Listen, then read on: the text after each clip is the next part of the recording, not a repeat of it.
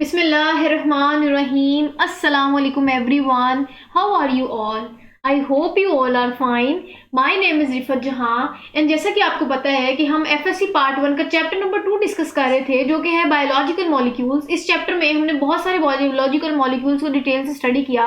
वो हमने कार्बन को देखा, हमने वाटर को देखा, फिर हम कार्बोहाइड्रेट्स को देख रहे थे। हमने कार्बोहाइड्रेट्स वाले टॉपिक में मैंने इससे पहले लेक्चर वीडियोज में आपके साथ कार्बोहाइड्रेट्स का इंट्रोडक्शन शेयर किया। फिर हमने काफी सारे डिटेल में इसका रोल, सोर्सेज और इनके कुछ एग्जाम्पल्स और इनकी क्लासिफिकेशन में जो है वो मैंने 3 लेक्चर जो है वो 1 बाय 1 अपलोड किए हैं। जो कि था हमने मोनोसेक्राइड्स डिस्कस किए, हमने ओलिगोसेक्राइड्स डिस्कस किए, हमने पॉलीसेक्राइड्स डिस्कस किए। आज जो है वो कार्बोहाइड्रेट्स जो मेन टॉपिक है, इसकी लास्ट लेक्चर वीडियो में अपने पोर्टल से जो है वो अपलोड करूंगी, जो कि होगा कि हम देखेंगे कार्बोहाइड्रेट्स के फंक्शन क्या है। और मैंने आपको इस टॉपिक के स्टार्ट में कहा था कि जैसे ही जिस दिन ये टॉपिक जो है वो एंड होगा, मैं इस पूरे टॉपिक रिलेटेड जितने इंपॉर्टेंट एमसीक्यूज होंगे वो आपके साथ शेयर करूंगी, ताकि आपकी एग्जाम पॉइंट ऑफ व्यू से बहुत अच्छी तैयारी हो जाए, आपको अच्छे नोट्स मिल सके। क्लियर है? चलिए जी, टाइम वेस्ट किए बगैर आज का मेन टॉपिक डिस्कस करते हैं, जो कि कार्बोहाइड्रेट से ही है और वो है फंक्शंस ऑफ कार्बोहाइड्रेट्स। आज हमने कुछ कार्बोहाइड्रेट्स के फंक्शंस डिस्कस करने हैं, और इससे पहले मैं आपको थोड़ा सा ओवरव्यू दे दूं इस टॉपिक में हमने क्या क्या पढ़ना है। हम बेटा फंक्शन जब देखेंगे इसके, तो फंक्शन पॉइंट ऑफ व्यू से हम देखेंगे कि कैसे कार्बोहाइड्रेट जो है वो एनर्जी सोर्स है। हम देखेंगे कार्बोहाइड्रेट्स कैसे स्टोर करते हैं, हम कार्बोहाइड्रेट्स की कुछ अकरेंस देखेंगे, हम इनके कुछ इंपॉर्टेंट रोल देखेंगे, हम देखेंगे कैसे वो स्ट्रक्चरल रोल प्ले कर रहा है, वो फंक्शनल रोल कैसे प्ले कर रहा है। हम फिर इनकी कुछ एग्जांपल्स देखेंगे और एग्जांपल्स से क्या फायदा होता है वो हम देखेंगे। जैसा कि मैंने आपको चैप्टर के स्टार्ट में बताया था कि हम जब बायोलॉजिकल मॉलिक्यूल्स डिस्कस करेंगे डिफरेंट, तो हम उनके यूजफुल इफेक्ट्स भी देखेंगे कि अगर वो लिविंग ऑर्गेनिजम्स का पार्ट हैं तो वो उन लिविंग ऑर्गेनिज्म में मौजूद होकर क्या उनको फायदा दे रहे हैं। इसी तरह कार्बोहाइड्रेट्स भी एक बायोलॉजिकल मॉलिक्यूल है, तो आज हम उनके कुछ फंक्शंस या यूजफुल इफेक्ट्स देखेंगे। क्लियर हो गया आइडिया? फिर इसके बाद मैं आपके साथ एमसीक्यूज भी शेयर करूंगी। चलिए हम अपना पहला पॉइंट स्टार्ट करते हैं। पॉइंटर मैं ऑन कर लेती हूँ, कुछ चीजें हाईलाइट करनी हुई तो मैं कर सकती हूँ। अच्छा जी, आगे हम देखेंगे पहला पॉइंट जो कि है occur abundantly in living organisms. हमने कहा कि जी कार्बोहाइड्रेट्स की बात करें तो बहुत ज़्यादा मिकदार में लिविंग ऑर्गेनिजम्स की बॉडी में मौजूद होते हैं। वो हमने डिफरेंट कार्बोहाइड्रेट स्ट्रक्चर किए। हमने कहा जी चाहे वो ग्लूकोज हो, चाहे स्टार्च हो, चाहे ग्लाइकोजन हो, चाहे सेलुलोज हो, ये सारे के सारे कार्बोहाइड्रेट्स हैं जो लिविंग ऑर्गेनिज्म की बॉडी में बहुत ज़्यादा मिकदार में मौजूद होते हैं। एक तो ये इसका फंक्शन डिस्कस कर लिया। दूसरे अगर हम बात करें, found in all parts of the cell, cell के तमाम हिस्सों में मौजूद होते हैं कार्बोहाइड्रेट्स। अब जैसा कि हमने पीछे पढ़ा सेलुलोज को, हमने पढ़ा कि जी वो प्लांट का सेल वॉल बनाता है। हमने ग्लाइकोजन को देखा कि जी वो स्टोर होता है लिवर और मसल्स में। और हमने कहा कि जी कुछ जो है वो, जैसे आपको पता है पेप्टाइडोग्लाइकन जो है वो भी कार्बोहाइड्रेट्स और वो बैक्टीरिया के सेल वॉल जो है वो बनती है। तो कहने का मतलब है कार्बोहाइड्रेट्स की अगर हम अकरेंस की बात करें तो ये तकरीबन सेल के तमाम हिस्से में कार्बोहाइड्रेट जो है वो डिफरेंट वेज से या डिफरेंट एग्जांपल्स जो है वो हमने देखी कि मौजूद होते हैं। उसके बाद हमने इनका नेक्स्ट पॉइंट डिस्कस करते हैं, वो है कि play both structural and functional role. बेटा ये जो है वो थोड़ी बहुत डिटेल से डिस्कस करने वाली बात है। अगर मैं आपको इसका स्ट्रक्चरल रोल देखूं और इसका फंक्शनल रोल दिखाऊं तो ये होगा बेटा कि जैसे हम इसका स्ट्रक्चरल रोल देखें कि कार्बोहाइड्रेट का स्ट्रक्चरल रोल क्या है। जैसे मैंने आपको बताया कि जो सेलुलोज है वो भी तो कार्बोहाइड्रेट की एग्जांपल है। जो सेलुलोज है वो हमने कहा जी प्लांट का सेल वॉल का स्ट्रक्चर बनाता है, ठीक है। अब इसके अलावा अगर मैं आपके साथ इनका कुछ रोल डिस्कस करूं, स्ट्रक्चरल रोल, तो मैंने आपको बताया सेल वॉल तो बनाते हैं, सेल मेम्ब्रेन भी बनाते हैं। और अगर मैं एग्जांपल दूं तो आपको पता है बैक्टीरिया की जो सेल वॉल है वो किससे मिलकर बनी होती है? वो पेप्टाइडोग्लाइकन से मिलकर बनी होती है। इसमें पेप्टाइडो जो है वो अमाइनो एसिड का पार्ट है, और जो ग्लाइकन है वो आपको पता है शुगर है।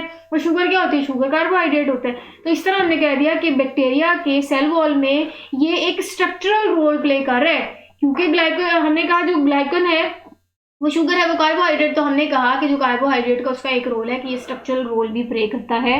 काफी सारे लिविंग ऑर्गेनिजम्स को स्ट्रक्चरल जो है वो अपीयरेंस भी देता है, जैसा कि हमने प्लांट्स में बात कर दी और मैंने आपको बैक्टीरिया की जो है वो एडिशनल एग्जांपल दे दी। अब अगर हम फंक्शनल रोल की बात करें तो आपको पता है कि जो ग्लूकोज है बेटा वो क्या है? ग्लूकोज एक कार्बोहाइड्रेट है, ठीक है। और आपको ये भी पता है कि जो ग्लूकोज है वो बहुत बड़ा एनर्जी सोर्स है। अब आपको पता है ग्लूकोज जो है वो हम हासिल करते हैं by the process of photosynthesis. तो बेटा जब हम फोटोसिंथेसिस के अमल से ग्लूकोज बना रहे होते हैं तो एक्चुअली वो एक एनर्जी सोर्स है और हम उसको यूटिलाइज करके एनर्जी ले रहे हैं। तो इसका फंक्शनल रोल भी हुआ कि ये बहुत बड़ा रोल प्ले करता है एनर्जी सोर्स के पॉइंट ऑफ व्यू से। क्लियर हो गया इनके दोनों रोल? नेक्स्ट पॉइंट डिस्कस करते हैं, जो कि है कि some carbohydrate are the main constituents of cell wall. मैंने आपको बता दी कि कुछ जो कार्बोहाइड्रेट वो बहुत बड़ी मिकदार में सेल वॉल की जो है वो अपीयरेंस लेते हैं। इन प्लांट्स में मैंने आपको बता दी सेलुलोज, और माइक्रो ऑर्गेनिज्म में मैंने आपको बैक्टीरिया की एग्जांपल दे दी जो कि पेप्टाइडोग्लाइकन है। एग्जांपल की बात करें तो उन्होंने आपकी बुक में लिखे हुए जी सेलुलोज जो है वो in the cell wall of plant cell जो है, सेलुलोज से आपको पता क्या है, कार्बोहाइड्रेट है। कार्बोहाइड्रेट में जो स्ट्रक्चरल रोल दे रहा है, तो इसका मतलब हमने कहा दिया कि कुछ कार्बोहाइड्रेट जो है वो सेल वॉल की जो मेन कॉन्स्टिट्यूएंट है उसको भी जो है वो जगह घेरता है, या आप कह सकते हैं अपीयरेंस लेता है। नेक्स्ट पॉइंट डिस्कस करते हैं जो कि है chitin is found in exoskeleton of crabs, lobsters, insects and cell wall of fungi. अब अगर हम काइटिन की बात करें तो अगेन काइटिन क्या है बेटा, काइटिन एक वो है कार्बोहाइड्रेट ही है। तो कहते हैं कि जो एक्सोस्केलेटन बाहर वाला जो है, दो किस्म के स्केलेटन होते हैं बेटा, एंडोस्केलेटन और एक्सोस्केलेटन, ठीक है। काफी सारे एनिमल्स एक्सोस्केलेटन रखते हैं और जैसे ह्यूमंस वो एंडोस्केलेटन रखता है, ठीक है। इसी तरह वो कहते हैं कि क्रैब्स हो गया, केकड़े हो गए, लॉबस्टर्स कहते हैं ये झींगे वाली जो मछली होती है वो हो गया, इंसेक्ट्स हो गए, कीड़े मकोड़े हो गए, या फिर सेल वॉल ऑफ फंजाई जो है वो भी आपको पता है काइटिन से बनी होती है। तो ये जो हमने चारों चीजें डिस्कस की, हमने कहा कि ये काइटिन है, काइटिन से मिलकर बनी होती है। और काइटिन क्या है बेटा, काइटिन क्या है, कार्बोहाइड्रेट है। तो अगेन इसका एक फंक्शन पढ़ लिया कि इसका एक और फंक्शन है कि ये काफी सारे क्रैब, लॉबस्टर, इंसेक्ट्स, ये सेल वॉल ऑफ फंजाई को क्या देता है, स्ट्रक्चरल अपीयरेंस देता है, उनको एक्सोस्केलेटन ये अपीयरेंस देता है क्योंकि वहां काइटिन मौजूद होता है। क्लियर है। नेक्स्ट हम इसका पॉइंट डिस्कस करते हैं कॉन्जुगेटेड मॉलिक्यूल्स। अब देखिए इससे पहले जब मैंने आपको बताया था कि हमने बात की थी कि मोनोसेक्राइड्स तो नहीं ग्लाइकोसिडिक बॉन्ड बनाते, हाँ हमने बात की थी ओलिगोसेक्राइड और पॉलीसेक्राइड जो है वो दो या दो से ज्यादा मॉलिक्यूल्स अटैच करते हैं। तो हमने कहा कि अब हम कॉन्जुगेटेड मॉलिक्यूल की बात करेंगे तो इसका मतलब हम दो या दो से ज्यादा मॉलिक्यूल्स के अटैच करके हम कार्बोहाइड्रेट जो बनेगा ये क्या बनेगा, तो वो कार्बोहाइड्रेट्स किन किन के साथ मॉलिक्यूल कॉन्जुगेटेड मॉलिक्यूल बनाता है वो हम देखेंगे। और जब वो कॉन्जुगेटेड मॉलिक्यूल बनाएगा, किन के साथ बनाएगा तो उनको क्या कहेंगे, प्रोटीन के साथ बनाएगा क्या कहेंगे, लिपिड के साथ बनाएगा तो क्या कहेंगे, हम देख लेते हैं। देखिए बेटा कहते हैं कि इसका एक और फंक्शन है कि ये कॉन्जुगेटेड मॉलिक्यूल बना देते हैं। कौन कॉन्जुगेटेड मॉलिक्यूल बना सकते हैं, मतलब कार्बोहाइड्रेट का एक और फंक्शन ये है कि ये अटैच हो जाते हैं किसी और मॉलिक्यूल के साथ या किसी और के साथ, तब ये कॉन्जुगेटेड मॉलिक्यूल कैसे देख लेते हैं। कहते हैं जी बेटा carbohydrates in cell combine with protein and lipid. कहते हैं कि कार्बोहाइड्रेट जो है ना वो सेल के अंदर मौजूद प्रोटीन या लिपिड के साथ अटैच भी हो जाते हैं, कंबाइन भी हो जाते हैं। जब कंबाइन होंगे कॉन्जुगेटेड मॉलिक्यूल बनेंगे। अब हम देखेंगे कि जब वो प्रोटीन के साथ कंबाइन होंगे तो हम उनको ग्लाइकोप्रोटीन कहेंगे। ग्लाइको मीन कार्बोहाइड्रेट, ठीक है, प्रोटीन मीन्स ऐसा कॉन्जुगेटेड मॉलिक्यूल जब वो प्रोटीन के साथ अटैच हो रहे हैं, ठीक है। तो जब कार्बोहाइड्रेट्स प्रोटीन्स के साथ अटैच होंगे उनको हम ग्लाइकोप्रोटीन्स बोलेंगे बेटा। जब सेल के अंदर कार्बोहाइड्रेट जाके लिपिड्स के साथ अटैचमेंट शो करेंगे तो उस रिजल्ट में जो बनेगा बेटा हम उनको ग्लाइकोलिपिड्स बोलेंगे। जब कार्बोहाइड्रेट्स लिपिड्स के साथ अटैच होगा तो क्या बनेगा, ग्लाइकोलिपिड्स। और जब वो कॉन्जुगेटेड मॉलिक्यूल बनाएगा प्रोटीन के साथ तो हम उसको ग्लाइकोप्रोटीन्स कहेंगे। आई थिंक आपको इसका ये भी फंक्शन क्लियर होगा कि ये कॉन्जुगेटेड मॉलिक्यूल्स भी बना सकते हैं। यहाँ तक कि आपके सारे पॉइंट क्लियर होंगे। नेक्स्ट स्लाइड में मूव ऑन करते हैं और इसका हम नेक्स्ट पॉइंट डिस्कस करते हैं जो कि है सोर्स ऑफ एनर्जी। मैंने बेटा आपको ग्लूकोज की एग्जांपल भी दे दी कि ग्लूकोज भी क्या है, कार्बोहाइड्रेट, और वो बहुत बड़ी मेजर सोर्स है एनर्जी की। अब हम मजीद देख लेते हैं। कहते हैं कि simple carbohydrate are the main source of energy. मैंने आपको बता दिया, हमने पहले भी डिस्कस किया, क्योंकि ग्लूकोज जो है वो एक मोनोसेक्राइड है तो ये सिंपलेस्ट शुगर भी हुआ, इसलिए सिंपल कार्बोहाइड्रेट भी हुआ। तो हमने कहा जो सिंपल कार्बोहाइड्रेट्स होते हैं ना वो मेन सोर्स ऑफ एनर्जी होते हैं। In the cell carbon hydrogen bond in carbohydrates potential source of energy. जब कार्बन हाइड्रोजन आपको पता है ग्लूकोज की फॉर्म में जब वो अटैचमेंट शो करते हैं तो हमें क्या करते हैं, पोटेंशियल सोर्स ऑफ एनर्जी देते हैं। नेक्स्ट पॉइंट डिस्कस करते हैं, वो कहते हैं कि जब हम ग्लूकोज के या carbon hydrogen bond food bond जो है वो ब्रेक करेंगे, फूड की जो ब्रेक डाउन होगी तब आपको पता है एटीपी के मॉलिक्यूल रिलीज होते हैं या एनर्जी जो है वो रिलीज होती है in the form of ATP which is use in various cellular activity. आपको पता है हमारी बॉडी में जब एनर्जी रिलीज होती है एटीपी की फॉर्म में, हम उनको यूटिलाइज करते हैं ताकि हम परफॉर्म कर सकें, क्या परफॉर्म कर सकें, डिफरेंट सेलुलर एक्टिविटीज को परफॉर्म कर सकें। क्लियर हो गया बेटा। एनर्जी सोर्स क्लियर होगी, कैसे एनर्जी सोर्स है, ग्लूकोज जो है वो कार्बोहाइड्रेट है इसलिए वो बहुत बड़ी एनर्जी सोर्स है। जब हम फूड की या कार्बन हाइड्रोजन बॉन्ड्स को ब्रेक करते हैं एनर्जी रिलीज होती है एटीपी की फॉर्म में, वो भी आपको पता है हम उसको यूटिलाइज करते हैं, हम डिफरेंट सेलुलर एक्टिविटीज परफॉर्म करने के लिए यूटिलाइज करते हैं। अगेन यहाँ फिर वो ग्लूकोज के बारे में बताएगा क्या, ग्लूकोज सिंपल कार्बोहाइड्रेट क्योंकि मोनोसेक्राइड है विच इज इजिली सोल्यूबल। आपको पता है ग्लूकोज या शुगर वगैरह जो इजिली पानी में हाल होती है और इंस्टेंट एनर्जी देती है। हम इंस्टेंटली इसको जो है वो सोल्यूबल सॉल्यूबल करते हैं, सॉल्यूबल हो जाते हैं वो पानी में, और हम कहते हैं कि बहुत बड़ी इंस्टेंट एनर्जी सोर्स भी है। आगे जो हम इसका पॉइंट डिस्कस करेंगे फंक्शन का, वो है रिजर्व्ड फूड मटेरियल। मैंने जैसा कि आपको बताया था कि जो कार्बोहाइड्रेट्स हैं वो प्लांट्स हो या एनिमल्स हो वो अपने सेल्स के अंदर स्टोर कर लेते हैं। अब हमने बात की थी जब हम स्टार्च पढ़े तो हमने कहा था कि स्टार्च ऐसे कार्बोहाइड्रेट्स हैं जो प्लांट्स अपने अंदर स्टोर कर लेते हैं।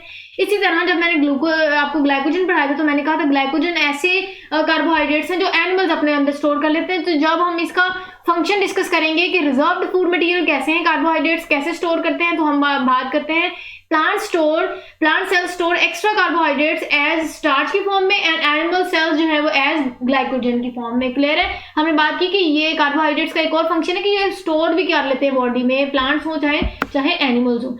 चलिए नेक्स्ट पॉइंट डिस्कस करते हैं, वो है कि roots seeds store sugar as starch. अब क्योंकि रूट्स हो गया या फिर सीड्स हो गए, ये दोनों बेटा क्या है, ये प्लांट के पार्ट है, तो प्लांट्स अपने अंदर कौन सी जो है वो कार्बोहाइड्रेट स्टोर करते हैं, स्टार्च स्टोर करते हैं। ठीक है, वो कहते हैं कि ड्यूरिंग सीड जर्मिनेशन, जब सीड की जर्मिनेशन हो रही होती है, starch is broken down into maltose which is used as energy source. कहते हैं कि जब सीड की जर्मिनेशन हो रही होती है तो स्टार्च जो है बेटा वो कन्वर्ट कर दिया जाता है इनटू माल्टोज, और जब वो कन्वर्ट कर रहा होता है तब उनकी कन्वर्जन से ही एनर्जी जो है वो मिलती है। और ये भी एक क्या है, मतलब स्टार्च टू स्टार्च कन्वर्जन भी क्या है बेटा, एक एनर्जी की सोर्स होती है।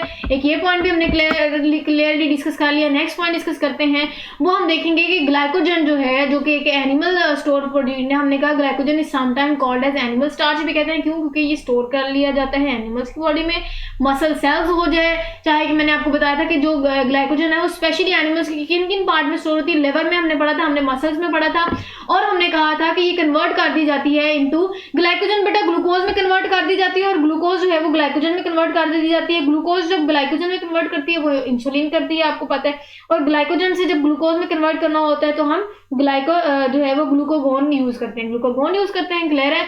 हमने देखा कि जी लिवर में और मसल सेल्स में स्टोर कर दी जाती है ये जो कार्बोहाइड्रेट की टाइप। फिर हमने कहा कि जी glucose molecules to glycogen and vice versa, मतलब कि उल्ट भी हो जाता है कन्वर्जन, और हमने इसको मैंने आपको बता दिया कन्वर्ट भी कर दिया, और मैंने आपको बता दिया कि कन्वर्ट करने में क्या क्या जो है वो यूटिलाइज हो रहा होता है। फिर हम इनका कुछ मेटाबॉलिक पाथ्स डिस्कस करेंगे। मेटाबॉलिक पाथ में मैंने आपको जो है वो प्रीवियस लेक्चर में भी मैंने जब आपको बताया था कि इंटरमीडिएट कंपाउंड है, हमने कुछ एग्जांपल डिस्कस की थी ग्लाइसिरल्डिहाइड की, और हमने जब डाई हाइड्रोक्सी एसीटोन की एग्जांपल की थी तो मैंने आपको बताया था कि ये जो है वो इंटरमीडिएट कंपाउंड है, कि इनका दरमियाना कंपाउंड है। जब ड्यूरिंग फोटोसिंथेसिस जब रेस्पिरेशन साइड बाय साइड हो रही होती है तो ये एज अ इंटरमीडिएट कंपाउंड के तौर पे भी एक्ट कर रहे होते हैं। तो कार्बोहाइड्रेट जो है वो इन्वॉल्व किया जाता है मेटाबॉलिक पाथ्स में भी, मतलब कि मेटाबॉलिक पाथवे दो हमने डिस्कस की, फोटोसिंथेसिस हो, रेस्पिरेशन हो, इनके मेटाबॉलिक पाथवे में भी कार्बोहाइड्रेट जो है वो अपना रोल प्ले करती है, इन्वॉल्व होती है। कैसे इन्वॉल्व होती है मैंने एग्जांपल के साथ आपको बता दिया। अब यहाँ तक जो है वो हमारे कुछ फंक्शंस जो है वो क्लियर हो गए। नेक्स्ट पॉइंट हम डिस्कस करते हैं वो है न्यूक्लिक एसिड का पॉइंट। आपको पता है कि डीएनए और आरएनए जो है वो न्यूक्लिक एसिड होता है, और अगेन ये भी क्या है, कार्बोहाइड्रेट्स हैं। देख लेते हैं कैसे कार्बोहाइड्रेट्स है। कहते हैं कि ribose an important component of RNA. आपको पता है राइबोज जो है वो बहुत इंपॉर्टेंट कंपोनेंट है आरएनए का, और deoxyribose the component of DNA. तो ये बहुत क्या है बेटा, ये दोनों जो है वो 5 शुगर है, 5 कार्बन है, तो इसको पेंटोज शुगर। जब शुगर की बात आ गई तो इसका मतलब ये दोनों क्या है, ये दोनों कार्बोहाइड्रेट्स हैं। तो हमने कार्बोहाइड्रेट्स का फंक्शन न्यूक्लिक एसिड में भी पढ़ लिया कि ये न्यूक्लिक एसिड के जितने भी डीएनए और आरएनए मॉलिक्यूल है उनकी भी अपीयरेंस जो है वो बनाती है। क्लियर हो गया? यहां तक के बेटा हमारा फंक्शन ऑफ कार्बोहाइड्रेट्स वाला पोर्शन कंप्लीट हुआ। हमने डिफरेंट फंक्शंस देखे कार्बोहाइड्रेट्स के, हमने डिफरेंट इनके स्ट्रक्चर्स देखे, मैंने डिफरेंट एग्जांपल्स के साथ साथ इनके यूजफुल इफेक्ट्स बता दिए। हमने स्टार्च की एग्जांपल देखी, हमने काइटिन की एग्जांपल देखी, हमने जो है वो ग्लाइकोजन की एग्जांपल डिटेल से देखी। फिर हमने सोर्स ऑफ एनर्जी कैसे वो देखा, हमने रिजर्व फूड मटेरियल देखा कि प्लांट्स कैसे स्टोर करते हैं, किस फॉर्म में स्टोर करते हैं, एनिमल किस फॉर्म में स्टोर करते हैं। हमने मेटाबॉलिक पाथवे में भी कार्बोहाइड्रेट्स के इन्वॉल्वमेंट देख ली, हमने न्यूक्लिक एसिड में भी देख ली। तो बेटा यहाँ तक हमारा फंक्शन ऑफ कार्बोहाइड्रेट्स जो है वो कंप्लीट हुआ। नेक्स्ट हम अपना अब थोड़ा सा टेस्ट ले लेते हैं। मैं जो है आपके साथ कुछ एमसीक्यूज डिस्कस करूंगी, उससे क्या होगा, आपको आइडिया हो जाएगा कि आपको मेरी कितनी अच्छी समझ लग रही है और आपकी कार्बोहाइड्रेट वाले टॉपिक की कितनी अच्छी तैयारी हो जाएगी। प्लस आपके एमसीक्यूज ये वो एमसीक्यूज है जो आपके बोर्ड पॉइंट ऑफ व्यू से भी इंपॉर्टेंट है। आपका चाहे फर्स्ट ईयर का एग्जाम हो या आपके एमडी कैट रिलेटेड हो, तो ये बहुत इंपॉर्टेंट एमसीक्यूज मैं आपके साथ शेयर करूंगी। आप उसके साथ जो है वो तैयारी भी अच्छी कर सकते हैं। पहला पॉइंट जो है वो मैं ना सिर्फ आपके साथ एमसीक्यूज भी डिस्कस करूंगी, बल्कि मैंने पॉइंटर ऑन कर लिया, मैं आपके साथ उनका राइट ऑप्शन भी शेयर करती हूँ। चलो जी, in free state glucose is present in, बेटा ऑप्शन देखेंगे आपको क्लियर हो जाएगा। फ्री स्टेट में माइलेज में मौजूद होता है, ग्लाइकोजन में मौजूद होता है, ये सेलुलोज में। बेटा डेट्स जो खजूर होती है ना, खजूर में मैंने आपको पहले बताया था जब हमने एग्जांपल्स देखी डिस्कस की थी खजूर और हमने फिग्स की एग्जांपल देखी, तो हमने कहा था कि ग्लूकोज उनमें फ्री स्टेट में मौजूद होते हैं। क्लियर है। नेक्स्ट हम फ्री स्टेट में ये नहीं, आपको पता है ये कम्बिनेशन होते हैं, ठीक है। नेक्स्ट हम बेटा सेकंड एमसीक्यू डिस्कस करते हैं जो कि है monosaccharides which are rare in nature and occur in some bacteria. आप उन मोनोसेक्राइड्स की एग्जांपल दो जो रेयर इन नेचर है और बैक्टीरिया में अकर। सब बैक्टीरिया वाला पॉइंट छोड़ा, आप बस ये याद करो कि मैंने जब आपको पढ़ाया था कि जो रेयर इन नेचर है, हमने देखा था जो मेरे टेट्रोसिस थे और हेप्टोसिस थे, ये दोनों मैंने आपको बताया था रेयर इन नेचर है। बाकी जो है ट्रायोसिस, पेंटोसिस, हेक्सोसिस, ये तो जो है उनकी अपीयरेंस थी और हमने इनकी एग्जांपल्स भी देखी, जैसे ग्लूकोज देखी थी हमने, राइबोज की देखी थी और हमने जो है वो ट्रायोसिस में भी एग्जांपल्स देखी थी। तो हमने बात की कि कौन सी रेयर थी, टेट्रोसिस और हेप्टोसिस। हेप्टोसिस यहाँ ऑप्शन में नहीं है तो हम टेट्रोसिस को जो है वो ऑप्शन को हाईलाइट करेंगे। यहाँ तक सेकेंड एमसीक्यूज क्लियर हो गया। नेक्स्ट हम अपना थर्ड एमसीक्यूज डिस्कस करते हैं जो कि है कि जी glycogen is found abundantly in, glycogen ज्यादा मिकदार में किधर मौजूद होता है। हम बात बताएं, मैंने आपको जो बताया था कि स्टोर हो जाता है एनिमल्स में, किस में स्टोर होता है, लिवर में भी होता है, मसल्स में भी, किडनी का तो हमने जिक्र ही नहीं किया जब हमने ग्लाइकोजन पढ़ा। तो बेटा बोथ ए भी होगा क्योंकि हमने देखा था मसल्स में भी हो रहा है स्टोर और लिवर में भी हो रहा है। नेक्स्ट आप बताएं कॉटन की प्योर फॉर्म क्या। मैंने आपको जब पढ़ाया था सेलुलोज वाला पॉइंट, तो मैंने आपको बताया कि सेलुलोज है वो हमने कहा था cotton is the pure form of cellulose, कहा था ना। तो बेटा इसका राइट ऑप्शन सेलुलोज है। नेक्स्ट हम अपना एमसीक्यूज फिफ्थ डिस्कस करते हैं जो कि है the covalent bond between two monosaccharides. मैंने बहुत डिटेल से आपके साथ जो ग्लाइकोसिडिक बॉन्ड डिस्कस किया वो आपको मैंने बताया था कि दो मोनोसेक्राइड्स या उससे ज्यादा मोनोसेक्राइड्स के दरमियान मौजूद होता है। तो कौन सा बेटा, आयनिक बॉन्ड। हमने तो ये पेप्टाइड बॉन्ड और हाइड्रोजन बॉन्ड का जिक्र ही नहीं किया। हमने जब कार्बोहाइड्रेट्स वाला टॉपिक पढ़ा, हम उस टॉपिक में शुरू से एंड तक हम ग्लाइकोसिडिक बॉन्ड ही डिस्कस करते रहे। चलें जी, फिफ्थ एमसीक्यूज हो गया। सिक्स, आई होप आपके लिए ये बहुत ही एक इंटरेस्टिंग सी एक्टिविटी भी हो जाएगी और आपकी बहुत अच्छी जो है वो तैयारी भी हो जाएगी और हो भी रही होगी। चलिए सिक्स एमसीक्यूज आप इसकी स्टेटमेंट देखें और मैं आपको जब ऑप्शन शेयर करूंगी आपको इसका ऑप्शन भी क्लियर हो जाएगा। कह रहे हैं कि जी for the synthesis of 10 gram of glucose, हमने पीछे पढ़ा था कि जब हमने 10 ग्राम ग्लूकोज बनानी होगी तो प्लांट यूज सोलर एनर्जी कितनी बेटा जो है वो, अगर आपको नंबर नहीं आता आप ऑप्शन में देखेंगे तो आपको क्लियर हो जाएगा। जी क्या लग रहा है आपको, इसका क्या ऑप्शन है? जिनको तो ये डी ऑप्शन लग रहा है वो ठीक है। मैंने आपको जब इसकी अमाउंट बताई थी सोलर एनर्जी की, जब हमने 10 ग्राम ग्लूकोज बनानी है, ठीक है, ये एम नहीं आएगा, ग्राम ग्लूकोज जब हमने बनानी, 10 ग्राम ऑफ ग्लूकोज जब बनाई थी तो हमें इतनी सोलर एनर्जी रिक्वायर्ड थी, हमने डिस्कस कर लिया। स्टार्ट्स विद आयोडीन जो है वो गिव, मैंने आपको जब शॉर्ट क्वेश्चन में पूछा था मैंने कहा था कि एमसीक्यू पॉइंट ऑफ व्यू से भी पूछ लेते हैं। अब मुझे बताएं स्टार्च का हमने देखा था, हमने फिर डिफरेंट जो है वो आइडेंटिफिकेशन टेस्ट देखे थे, हमने इवन स्टार्च का देखा था, हमने ग्लाइकोजन का देखा था और हमने सेलुलोज का देखा था। हमने कहा था बेटा स्टार्च जो है वो ब्लू कलर देता है, हमने देखा था ना स्टार्च आयोडीन में जब ऐड करते हैं तो ब्लू कलर देता है। इस तरह हमने ग्लाइकोजन में कहा था कि रेड देता है और सेलुलोज हमने कहा था कोई कलर ही नहीं देता। क्लियर है। सेवंथ एमसीक्यूज भी आपको क्लियर हो गया।